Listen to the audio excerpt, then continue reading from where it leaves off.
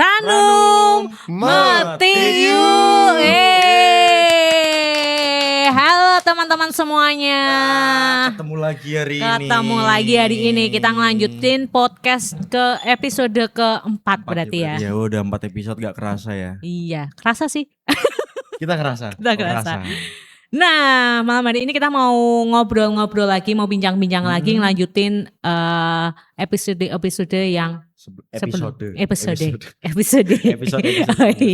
Kemarin tuh kita ngobrolin tentang apa sih? Tentang guru-guru muda. Tentang guru atau tentang pemerintahannya kemarin ya? Lihat aja sendiri di podcastnya ya. Tentang guru atau pemerintahannya kemarin ya? Pokoknya gak ngaco lah. Oke, malam hari ini ya, kita mau ngobrol-ngobrol lagi. Ini masih tentang seseorang yang berada di sekitaran paroki katedral. Betul, dan juga masih tentang sebuah profesi ya. Betul banget. Gak perlu lama-lama ya kayaknya. Kita langsung panggil aja. Ini kayaknya semua umat katedral luar katedral udah pada tahu deh. Betul, siapa dia. terkenal dia.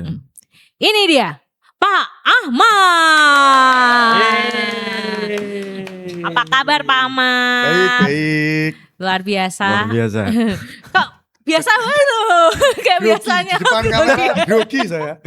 Gimana nih? Pas kameranya belum nyala aja. Ya. Oh, ya. Dari ini tuh udah minta dari beberapa minggu yang lalu. Betul, padahal beliau 2 sendiri tahun yang lalu toh. Udah 2 tahun yang lalu ya. Beliau sendiri yang request pengen dipanggil jadi narasumber gitu ya. Cuma nih nyenengin banget tuh kalau lihat Pak Ahmad tuh. Karena kayaknya nggak pernah sedih gitu loh. Guyu terus bahagia terus ramah sama umat Full terus. senyum. Biasanya tuh orang yang bahagia itu di balik itu ada penderitaan yang ditutupi loh. Kalau malam sukanya nyender tembok, Ya. nangis ya. Ngalamun berarti. Iya. Curhatnya sama Meratapi nasib. Curhatnya sama. Mbak Elsa biasanya sama Bunda Maria. Kalau Pak Ahmad sama kipas angin. Tembok pos satpam gitu. Jadi saksi semua tangisannya Pak Ahmad ini. Resepnya apa Pak Ahmad kok bisa seramah itu? Ya untuk itu, ini jujur apa? Jujur. Jujur ya, umat kan pengen mengenal lebih dekat kok. Sebenarnya itu ya pekerjaan itu harus dinikmati. Hmm. Kalau nggak dinikmati ya sedih terus. Hmm. Jadi jadikanlah tempat pekerjaanmu tuh rumah keduamu. Enak. Jadi hotel berarti ya Mak. Tadi katanya ini tempat ya, pekerjaan itu hotel berarti ya. pekerjaan harus dinikmati ya. Tapi emang pekerjaan Pak Ahmad sendiri nikmat. Menurut Selama Pak ini Ahmad nikmat aja, nggak ada kendala. Nggak ada kendala. Karena lingkungannya enak, asik. Ini jujur loh ya. Iya. Kalau lingkungan asik jujur aku. Lingkungannya enak. Iya asik. Iya. Cuma gimana ceritanya? Maksudnya bisa nyemplung jadi seorang security atau satpam ya? Apakah itu memang cita-cita dari dulu atau gimana? Sebenarnya nggak ada kepikiran untuk jadi security ya. Dulu itu pertama kali masuk itu grogi. Karena kenapa saya harus di gereja gitu ya. Yang pertama itu dulu kan ditawari di gereja sama di Rumah Sakit Elizabeth. Sebelum di sini kan saya kerjanya di Mangkang. Satpam juga? Ya, satpam juga. Terus kejauhan jarak tempuh mau pindah di katedral sama Rumah Sakit Elizabeth. Ditari 2 pilihan itu. Kalau di rumah sakit saya nggak bisa karena ya ada bau-bau obat gitu loh. Nggak biasa ngobat. Nggak bisa ngobat. Meriang pijet berarti. Terus akhirnya diterima di sini sama dulu Romo Herman. Oke. Berarti berapa tahun yang lalu ya? Udah lama ya Romo Herman sendiri berarti aja udah. Pertama kali menginjakkan kaki di katedral itu tahun berapa Pak? Aduh, kalau nggak salah itu akhir 2018. Sebelum corona berarti ya. Oh iya, ngalami COVID juga. Berarti sekitar 8 tahunan ya? 8 tahun. Iya toh. Baru kemarin loh Pak. Baru kemarin. Karena mungkin saking enjoynya ya, jadi kerasa sebentar. 2018 masuk, itu masih rame dulu itu di sini nggak ada sekat-sekat kayak sekarang ya. Dulu kan pas anak sekolah masuk kan rame banget sampai masuk dalam taman itu loh. Tak kira ini nih. Iya. Strata sosial. Nah, saya pikirannya udah kemana-mana. Kemana-mana ini pikirannya. Ambiar. Ambiar itu berarti. Terus berarti kalau di gereja itu katedral adalah sebagai tempat kerja pertama atau di gerejanya maksudnya? Kalau di tempat ibadah ini yang pertama. Pelayanan tempat ibadah maksudnya pekerjaan yang di bidang tempat ibadah. Kalau kemarin saya di gudang, terus di tempat ibadah. Tapi kalau sebelum-sebelumnya ya pernah di tempat-tempat yang lain.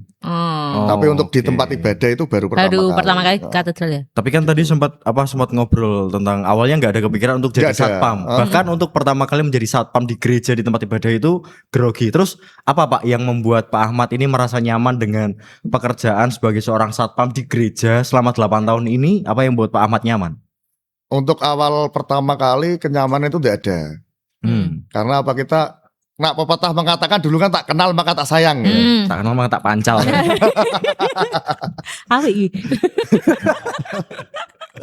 Jadi pertama kali masuk itu emang nggak nyaman. Karena ya saya juga muslim kan. Terus jadi kok bisa kesini gimana nanti kalau orangnya galak, orangnya kejam, kan belum tahu ya untuk masuk ke dalam-dalam kan belum tahu. Terus akhirnya ya kebiasaan terus oh ternyata ya baik-baik semua, terus enak-enak juga, terus mulai nyaman dari situ, mulai nyaman terus ya nyaman sampai sekarang. Berarti kan dulu belum kenal orang kan, jadi masih kayak orang asing. Berarti gak ada yang jahat dan kejam Pak sejauh ini Pak? Ya yang paling yang kejam jahat ya orang-orang tertentu ya.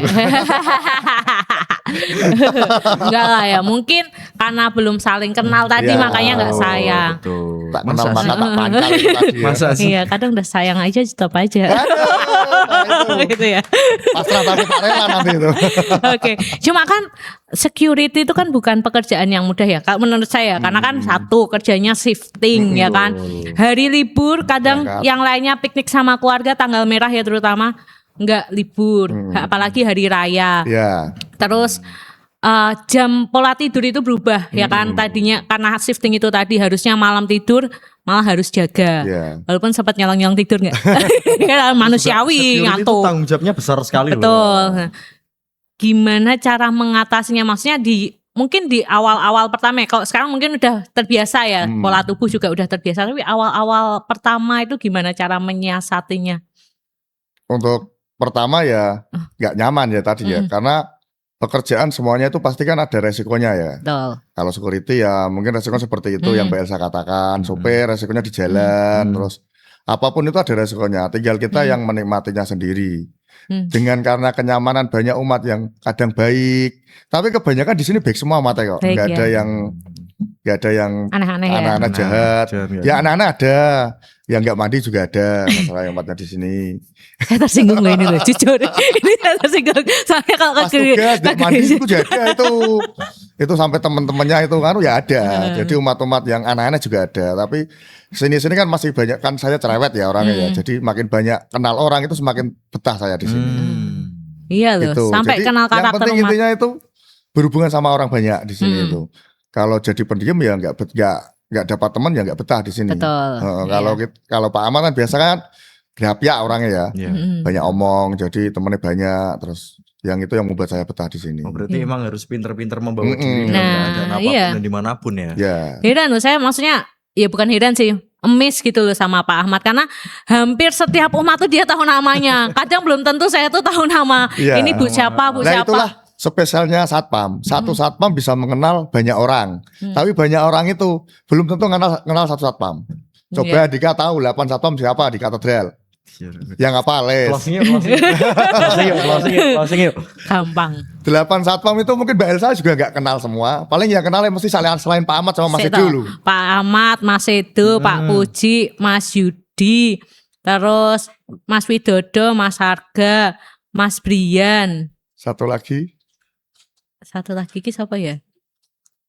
Udah jauh udah mangan gitu. Siapa Pak? Aku kurang nyebut siapa. Pak Puji. Loh mau Pak Puji wes kok. Pak Yudi. Wes. Nggak memperhatikan. Nggak fokus. Seharusnya 8 toh. Nah, siapakah yang satu? Widodo, Jenel sudah. Aku aku seragam. Aku udah punya seragam. Mau gantiin? Gak ada satpam cewek loh di katedral. Nah, besok saya daftar ya. Nah, nanti bilang Romo. Pak Iwan, Romo. Pak Iwan aja, Pak Iwan. Mau daftar. Nggak fokus sih kayaknya, lapar nih ya. Lapar ini. Nih, kita podcast malam ini tuh spesial. Karena bintang tamunya juga spesial, Pak Ahmad. Kita malam hari ini dapat sponsor dari pelaku UMKM.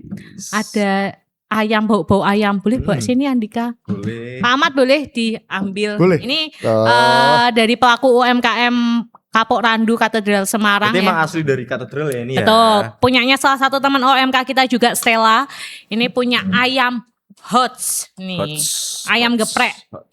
Ayam geprek, ada es jeruknya juga, ada minumannya juga. Ini Hots banget, Hots beneran ya ini. Hots itu berarti pedes.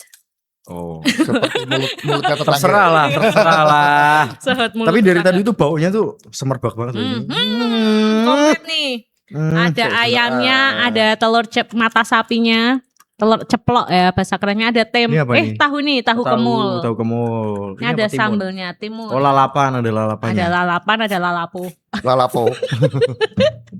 Ini kita malam hari ini podcastnya mau sambil makan biar Pak Ahmad fokus, karena tadi ini waktu kita syuting ini Pak Ahmad tuh baru aja selesai kerja ya. Ya. Selesai shift ya. Kok tahu?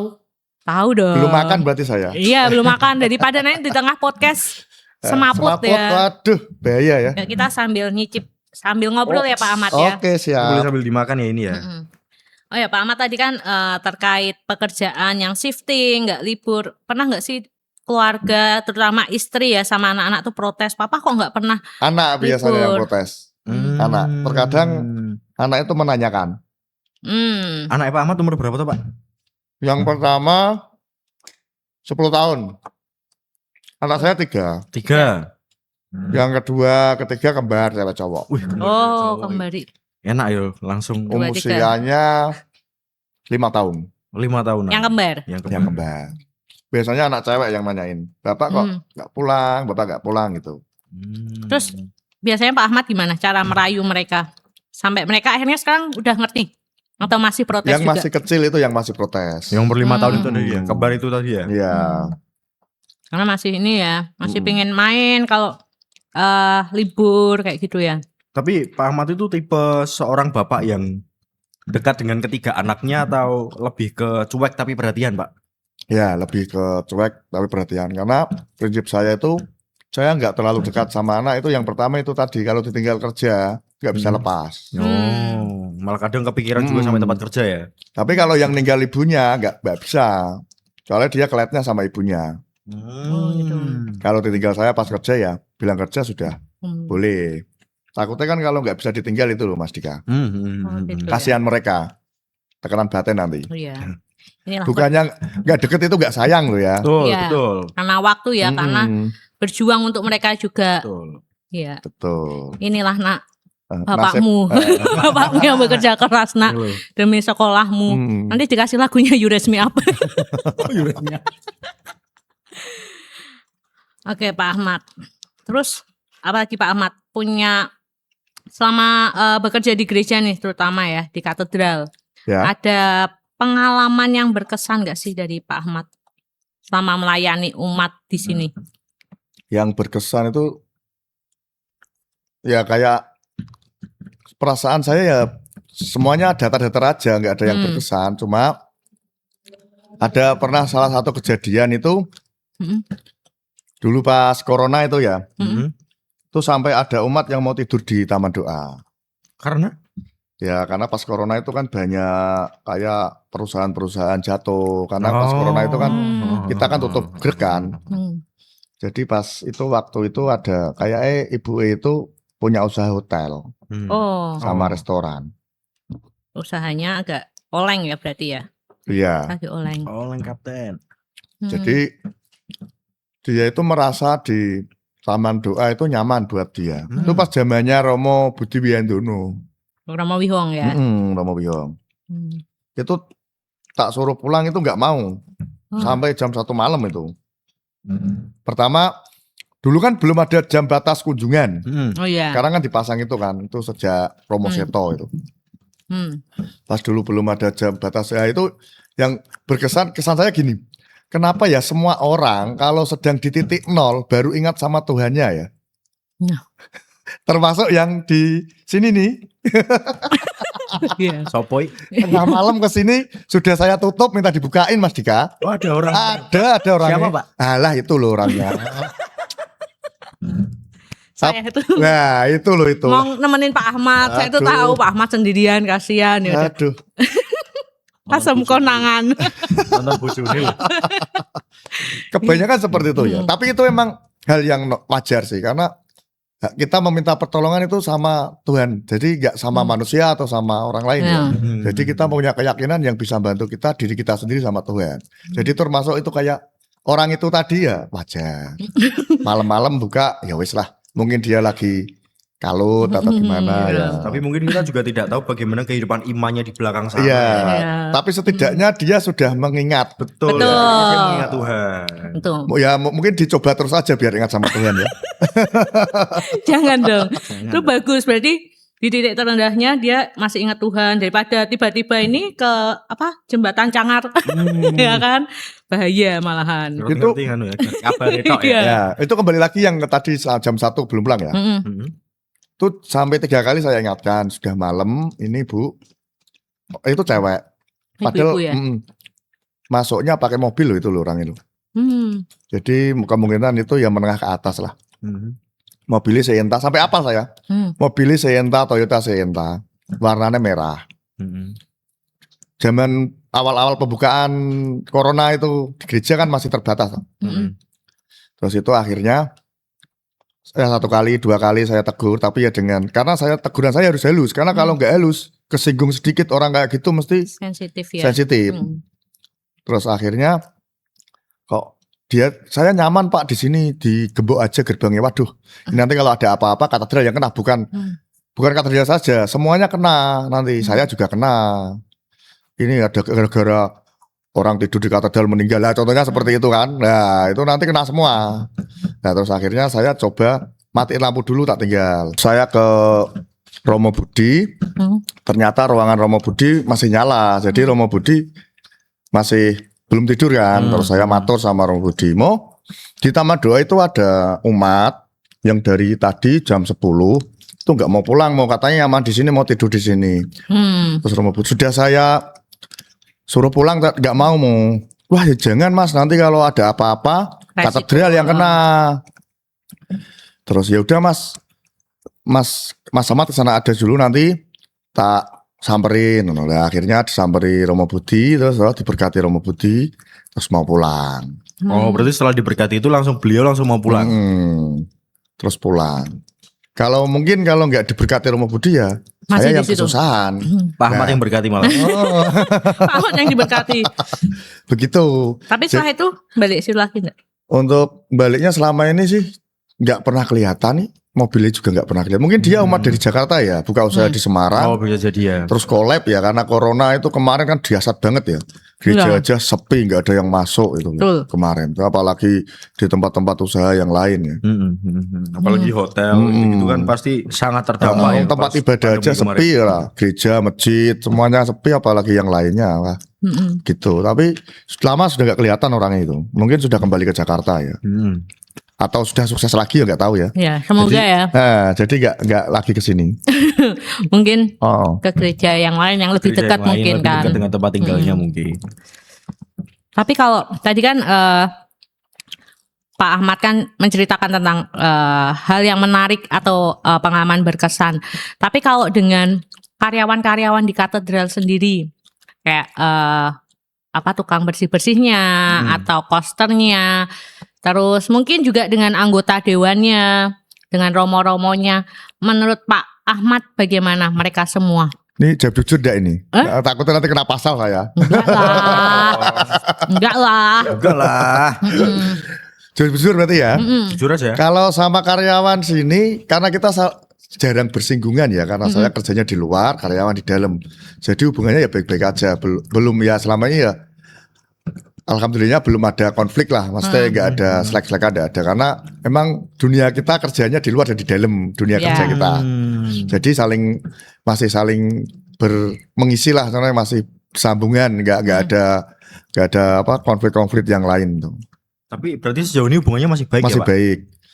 Yang sering berhubungan itu karyawan sini Pak Liyong. Oh iya Pak Liyong. Pak Liyong itu. Karena Pak Liyong itu kalau ada apa-apa saya sama saya. Kalau ada acara atau acara apapun, meja kursi nggak dikembaliin, kadang kan saya susahnya seperti itu. Ya kadang saya hanya menasehati sama yang lain, mengingatkan kalau setelah acara meja kursi dikembalikan. Akhirnya kalau nggak dikembalikan, yang kembalikan Pak Liong. Karena apa? Nggak bisa disapu. Gitu. Jadi ini termasuk pesan ya semuanya. Kalau ada acara kembali rapi. Jadi pulang rapi, datang rapi gitu. Betul. Dan juga setelah selesai misa kan ada himbauan ada ucapan terima kasih turut menjaga kebersihan gereja. Sebenarnya kan sindiran itu ya. Kita diminta untuk menjaga kebersihan gereja. Betul.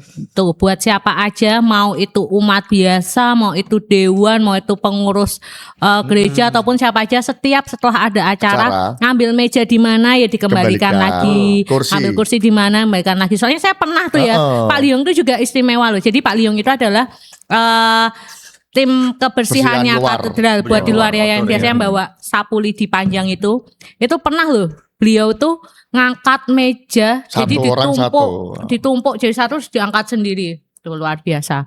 Cuma jangan dimanfaatin kayak gitu, mereka kan membantu, kasihan. Kita berpikir Pak Liong karyawan dapat gaji terus kita jadi seenaknya, ya kan? Gitu. Karena emang itu kan bukan pekerjaannya dia. Betul. Itu sebenarnya pekerjaannya yang ada acara. Ya kalau yang ada acara pengertian sih tidak apa-apa. Kalau nggak pengertian itu lo kasihan Pak Liong. Gitu. Kalau Romo ada yang pernah Pak Ahmad punya kedekatan spesial nggak dengan salah satu Romo di sini? Waduh. Yang berkesan. Ini juga jawab jujur juga ini. Ya. Tapi gak kena pasal ya. Enggak. Kan namanya deket gak apa-apa kan. Kita kan punya banyak teman, semua teman, tapi kan pasti ada 1-2 yang kita klik sama orang itu. Kalau saya itu paling dekat itu Romo Agung Rihantana, MSF. Yang sekarang tinggal di Bethlehem. Romo Agung dulu Romo Sekretaris. Oh iya, Romo Agung. Itu yang saya kelek dulu pas waktu dipindah. Saya itu gak pernah nangis loh. Tenang, saya gak pernah nangis. Itu pas Romo Agung itu dipindah, saya sempat nangis. Kenapa sampai segitunya? Karena kebaikan beliau. Semua security merasakan kebaikan beliau. Pokoknya baiklah.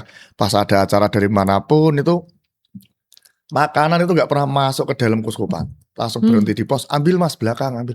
Itu setiap ada acara itu Romo Agung. Yang itu yang paling dekat itu. Kemarin saya juga pernah kemarin main di sana saya ke Salatiga. Bethlehem. Romo Agung. Kalau di katedral ya Romo Seto itu juga baik. Yang perhatian sama security itu Romo Seto. Yang paling perhatian. Yang lainnya ya baik semua sih. Tapi kan ya baik semua, tapi yang pasti ada yang berkesan. Tapi ada yang paling dekat dengan Pak Ahmad dan paling berkesan. Kalau bukan berarti Romo Seto. Bukan berarti yang lain tidak baik. Bukan. Karena setiap umat ya setiap semuanya lah.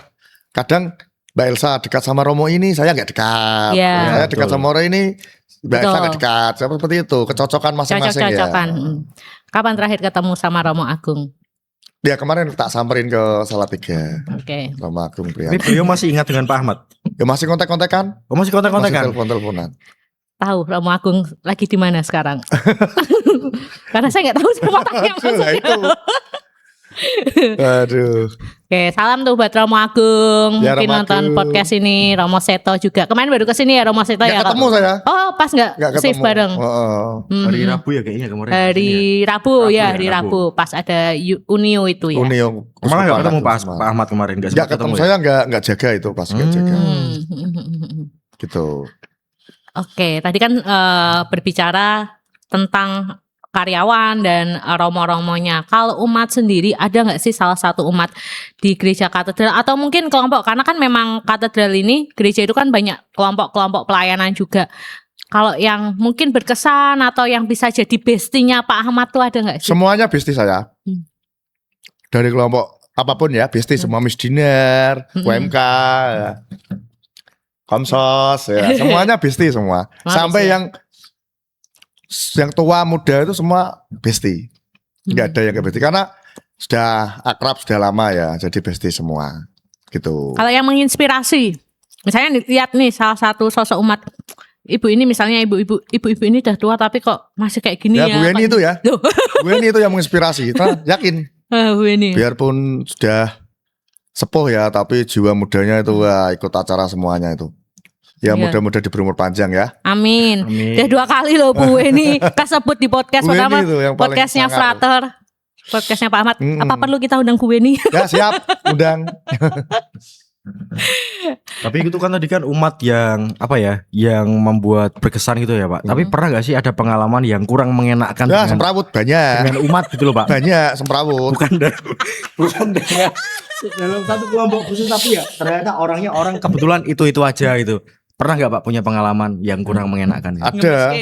Gemeske pengen. Kadang kan gini ya, sebenarnya satpam itu gak bikin aturan. Yang bikin aturan Dewan sama Romo. Betul. Yang menjalankan satpam. Betul. Nah terus akhirnya mereka itu mengira kita yang bikin aturan. Jadi bantah lah, sok kenal sama si A, si B, Romo, Monsinyur. Kamu nggak tahu saya siapa? Seperti itu pernah. Itu juga pernah saya dulu. Itu kejadian apa Pak? Waktu biasanya itu yang paling sulit diatur itu parkir mobil pas misa. Hari raya ya? Penuh, terkadang hari raya, kadang misa. Sekarang kan rame banget ya kita kalau misa. Sampai bludak-bludak kan. Itu parkirnya mesti penuh. Kadang ada yang nekat di pintu masuk, pintu keluar itu loh. Terus akhirnya ada juga yang ngancem-ngancem. Tapi kan itu Romo Hirman, kata-kata Romo Hirman dulu yang masih saya ingat. Mas, kalau sama umat jangan keras-keras. Yang penting diberitahu. Jangan sampai bentrok sama umat. Ya wes, kita cuma bisa memberitahu. Dia marah-marah, ya wes, biarin aja. Ya wes, yang penting kita sudah berusaha. Tapi kesabaran orang itu kadang ada batasnya loh. Ini. Itu pernah saya hampir nggak sabaran habis pernah. Itu dulu zamannya corona pakai kartu ya dulu ya. Itu dari NTT atau Flores kayak kalau nggak salah. Itu bersandar kapalnya di Tanah Mas. Itu mau masuk. Itu rumah tangganya Pak Iwan. Nanti bisa di cross check sama Pak Iwan. Itu saya jaga di depan. Mau masuk kan nggak pakai kartu kan otomatis tidak bisa tau dulu tuh. Karena masih pembatasan. Gereja percontohan untuk Katolik Semarang kan katedral kan. Untuk itu pembukaan misa pas corona itu kan katedral percontohan. Jadi kita harus memberi contoh yang baik kan. Terus itu Pak Iwan delalah denger. Ya bantahlah di depan pintu gerbang itu toh. Nah, sampai makanya Pak debat sama saya. Saya itu sampai berpikiran kayak gini loh Mas Dika. Bener itu. Ini kok saya sudah ngalah terus, sudah duduk terus kok kayaknya mau diinjek-injek.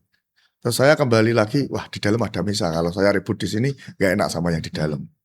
Terus akhirnya dia teriak-teriak, Pak Iwan kedengeran. Terus Pak Iwan minta dibukain gerbang. Ditemui Pak Iwan di jembatan, ditarik Pak Iwan ke sana lebih ke sana lagi. Jadi kalau bengok-bengok kan nggak kerungu ke dalam gereja. Itu sampai Pak Iwan aja saya lihat sudah mulai kesabarannya hilang. Terus akhirnya seorang Pak Iwan itu hampir. Tapi terus akhirnya ditutup sama kata-kata Pak, ya udah di sini ada aturannya, silahkan kalau nggak mau ikut aturannya silahkan. Yang penting gereja kita ada aturannya, terus ditinggal Pak Iwan. Gitu. Tapi saya nemenin posisi itu karena apa? Kalau terjadi apa-apa ada saksinya. Tapi aku yakin mereka itu nggak mungkin merusak gerejanya. Seburuk-buruk apapun mereka tidak akan merusak gerejanya. Saya percaya seperti itu. Kadang itu ya kalau Natal itu sampai ada orang Papua, Irian yang Flores, NTT itu sampai tidur di dalam loh. Sampai nggak konangan, yang konangan pagi-pagi gitu. Pagi-pagi konangan pada tidur di bawah-bawah kursi itu. Terus akhirnya ya cuma polisinya semua saya kasih tahu gini Pak, mereka itu nggak akan merusak gerejanya sendiri, wes tidak apa-apa. Tapi prinsip seperti itu. Terus akhirnya ya pulang. Gitu. Pengalaman-pengalaman seperti itulah yang mengesankan. Terus ada lagi yang dari Solo Tigo, saking mau misa di sini tuh jam 7 malam itu ke sini. Misa pagi, Natal pertama. Tidur sini berarti. Tidur sini. Tapi kalau malam Natal kan rame. Jadi dia nggak sempat kan. Dia misalnya pagi sampai tidur. Saya kadang juga bingung. Saya izinkan kalau ada apa-apa saya yang kena. Kalau nggak diizinkan kok kasihan. Jadi serba terlena. Kita menaati aturan tapi kemanusiaannya nggak ada. Jadi serba bingung. Lah disitulah kebingungan security terkadang itu. Kita menaati peraturan tapi kemanusiaannya nggak ada. Terus akhirnya ya udah Pak, cari tempat yang enak aja. Terus akhirnya ya pagi terus saya bangunin terus biar nggak kelihatan orang-orang loh. Iya. Terus akhirnya misah dari Salatiga itu, saking mau misahnya di sini. Akhirnya depan Sukosari dulu kemarin. Pas ya Natal sebelum Sukosari dibongkar itu tuh, tidurnya di depan Sukosari. Oh. Tuh. Betul. Itulah ya dilema untuk Betul. profesional dan juga kemanusiaan tuh. Ini baru di katedral ya, belum di Kuskupan. Kuskupan ada lagi. Iya. Banyak lagi pengalamannya. Di Kuskupan juga banyak. Siapa toh yang nggak mau ketemu sama uskup? Mas Dika juga mau toh? Saya tiap hari ketemu Mas. Kalah dong. Iya betul. Karena kan security-nya katedral itu juga moving ya untuk di pos keamanannya rumah ya, Bapak Ucup. Kalau di Kuskupan pas zaman corona itu ya sering-sering konflik itu pas corona. Itu banyak yang minta uang sana, kadang juga minta pekerjaan. Ya tinggal pinter-pinter kita untuk menolaknya, tapi dengan cara yang halus. Ya kadang saya bohongi aja, Pak di sini karyawannya dikurangi kok mau minta pekerjaan di sini. Tapi ya, terus saya di mana? Pernah nggak ada yang di keuskupan itu yang benar-benar dia itu maksa ngotot banget untuk masuk? Nah, tapi kan kita berlapis. Kalau di bedanya keuskupan dengan katedral ya kita jaga ya. Kalau di katedral itu umum. Maksudnya buat semua orang bisa masuk kan. Kalau di katedral saya umum lah, kategorinya umum. Jadi semua welcome. Kalau di keuskupan itu yang masuk itu yang berurusan saja, maksudnya yang berkepentingan. Oke. Itu pun kalau nggak berat nggak sampai kok ke keuskupan. Suatu ketika ada ibu-ibu mau ketemu Bapak Uskup 1 bulan. Sebenarnya sudah menunggu 1 bulan. Tapi kan emang Bapak Uskup kan sibuk banget kan. Iya. Sudah masuk, terus saya arahkan ke sekretariat, masuk desk. Akhirnya ngomel-ngomel. Ya ibu-ibu lah, biasa orang mak-mak kan mah benar. Kerjanya uskup kita apa toh Pak? Kok sulit untuk ketemu? Waduh. Saya aja yang melihat aja sudah capek loh. Lihat Bapak Uskup bekerja lu sudah capek. Malah dia ngomel-ngomel. Itu saya jelasin aja. Bu, duduk sini dulu Bu. Lah ibunya mau ketemu Bapak Uskup, keperluannya apa? Ya pengen ketemu, ada masalah gini. Terus saya jelasin pelan-pelan. Bu, saya mau tanya Bu, di gereja di bawah Keuskupan Agung Semarang itu ada berapa gereja Bu? Ini tak bikin mudah aja, 300 gereja ya Bu ya, apa 150 gereja lah, dibagi 2 itu berapa? 76. 1 tahun Bapak Uskup harus menghadiri 76 gereja. Untuk apa Bu? Krisma. Ya, betul. Nah itu baru bab Krisma loh ya. Karena saya 150 gereja dibagi 2 kan 75. Jadi 1 tahun Bapak Uskup harus menghadiri 75 gereja untuk Krisma. Itu baru bab Krisma, belum yang lain. Jadi terus, oh gitu ya Pak, saya Bu kerja di sini ketemu Bapak Uskup itu kadang 1 bulan nggak pernah ketemu Bu. Kadang 1 minggu 1 kali. Oh gitu ya Mas, baru ya mulai sadar terus dia pergi. Gitu. Jadi terus saya bilang didoakan aja Bapak Uskup sehat terus. Ya, betul. Betul.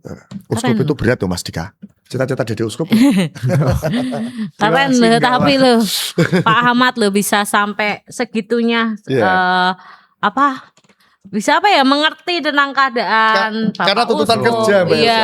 Karena kalau nggak kayak gitu, karena gini, kita itu security kalau ditanya nggak bisa itu kayaknya kok kamu ki satpam kok gak bisa jawab gitu loh. Satpam kan garda depan gitu loh maksudnya kan. Itu. Jadi kalau kita nggak bisa pelayanan kalau garda depan sudah tembus, nanti ke dalam-dalam tembus semua. Gitu. Itu kalau saya tuh yang paling takut itu hanya satu. Setan enggak setan. Orang jahat enggak. Yang takut apa? Orang gila. Karena apa? Kalau orang gila sudah masuk itu ngusirnya sulit. Makanya kalau di pintu Pandanaran kalau misal sudah dimulai kan ditutup terus dijaga kan. Karena kalau sekali orang gila masuk, waduh, Mbak Elsa bisa ngusir enggak? Bisa. Saya tidak bisa ngusir orang gila di diri nah, itu saya sendiri. Hidup orang gila berarti. Itu contohnya itu ada.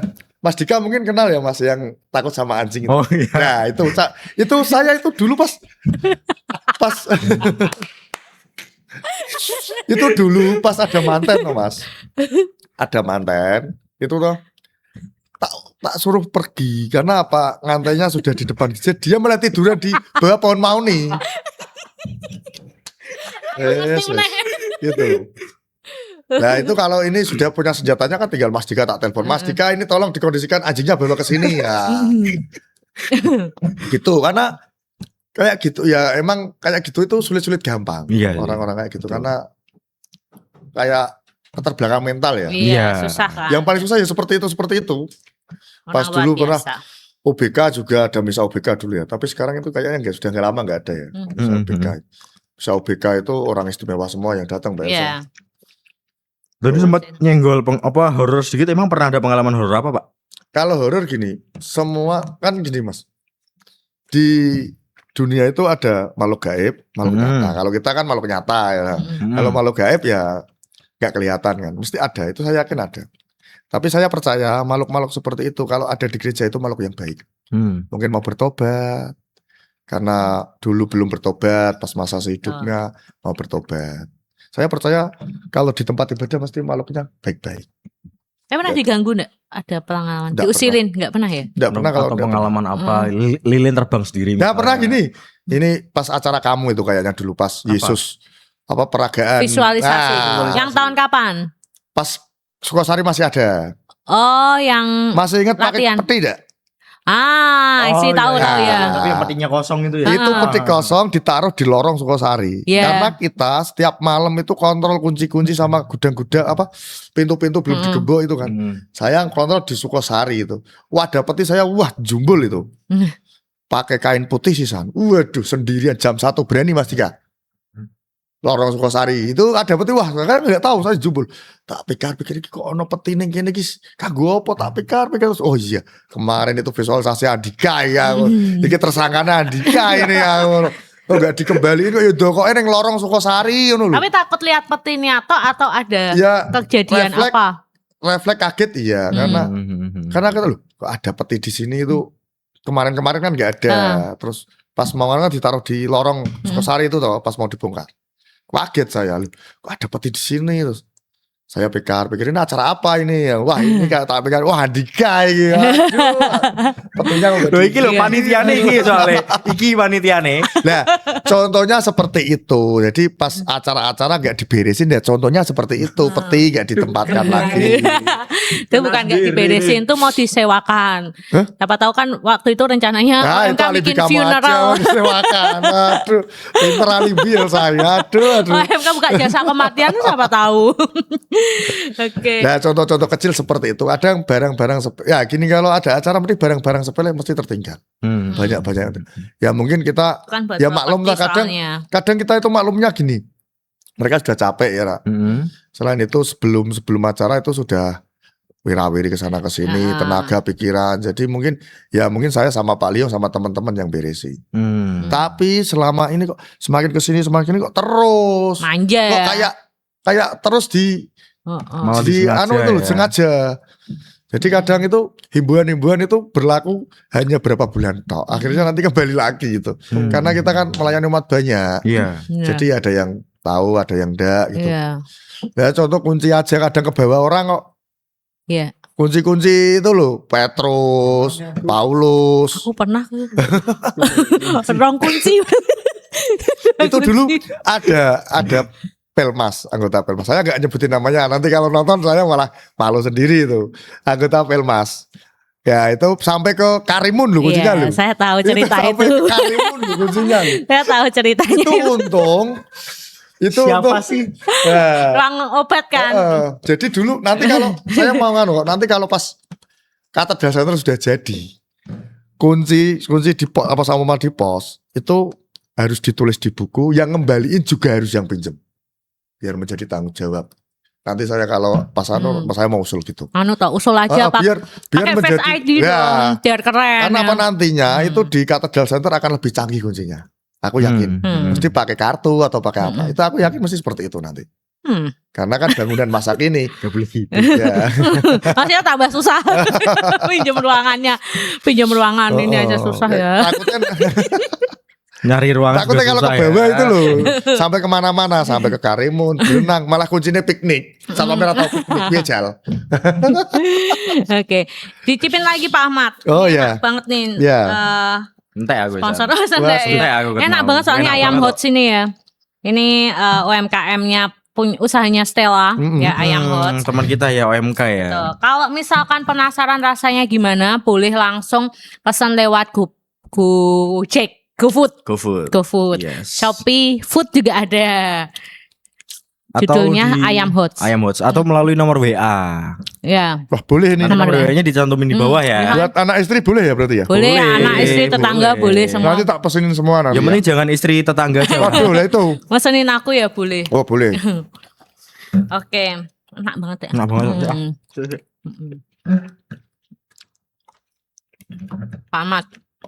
Pak Ahmad kan udah berpelayanan ya, aku bilangnya bekerja. Karena Pak Ahmad tuh nggak cuma bekerja kalau menurutku juga luar biasa lah totalitasnya kayak tadi mulai mengenal umat, mulai mengenal lingkungan Romo, bisa memberikan solusi yang notabene Pak Ahmad sendiri kita tahu kan bukan beragama Katolik, beragama lain, tapi luar biasa dedikasinya. Apalagi udah menganggap katedral itu adalah sebagai rumah kedua. Dan rumah beliau ini jauh sekali dari katedral. Di mana tuh? Di mana Pak?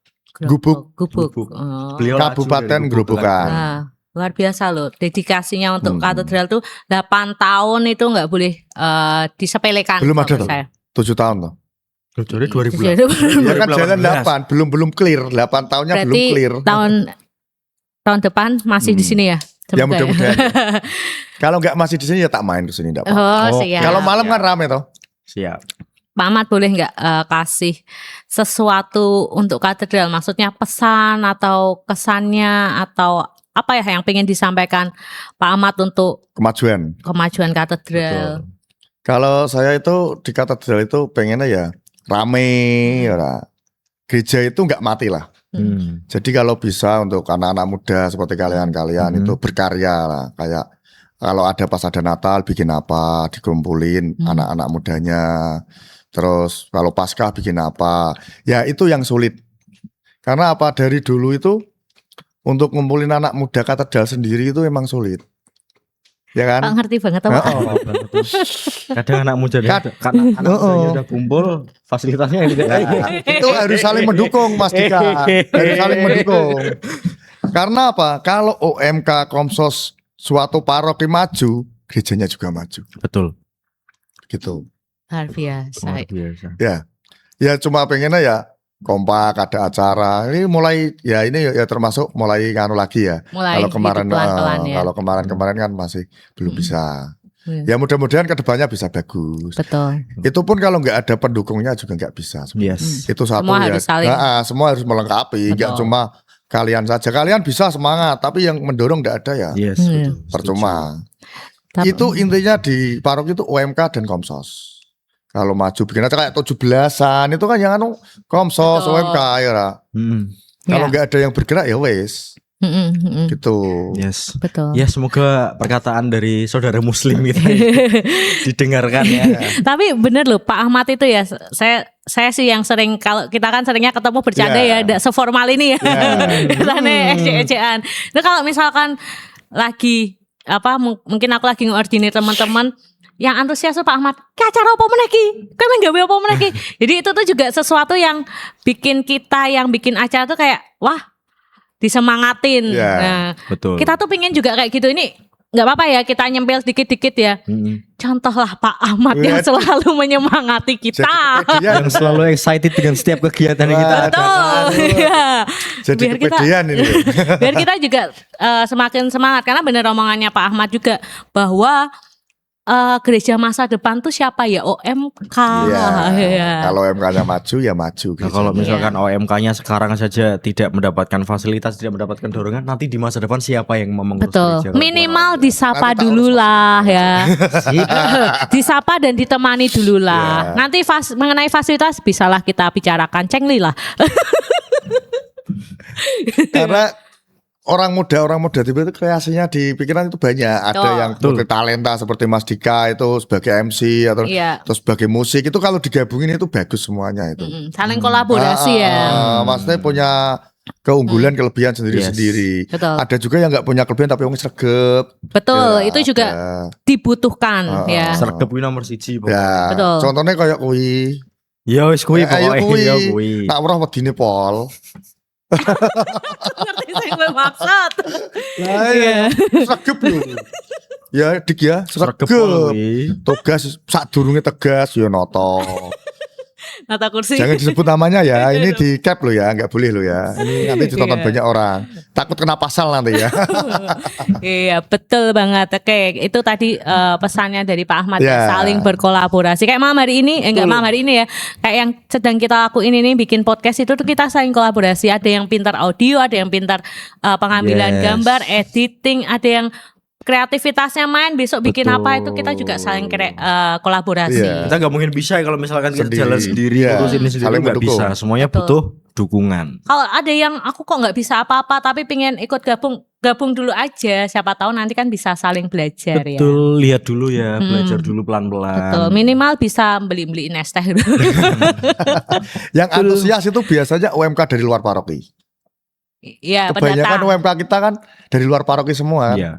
Jadi antusias. Jadi mereka antusias banget. Banyak kan seperti itu. Oke.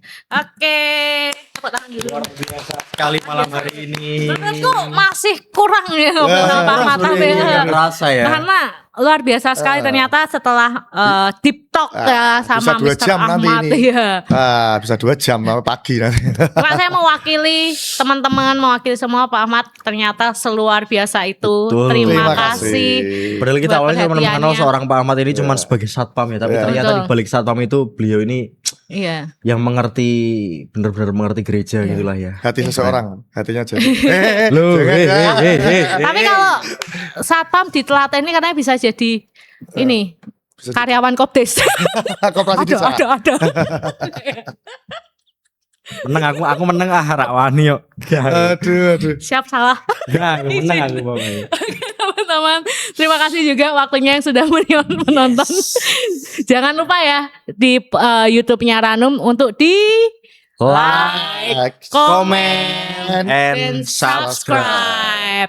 Dan buat teman-teman lagi ya, teman-teman muda yang mau gabung dengan kita di sini di podcast Ranum, atau mungkin nanti kita nggak cuma bikin podcast saja, kita pinginnya tuh punya beberapa divisi, bikin konten-konten yang lainnya ya.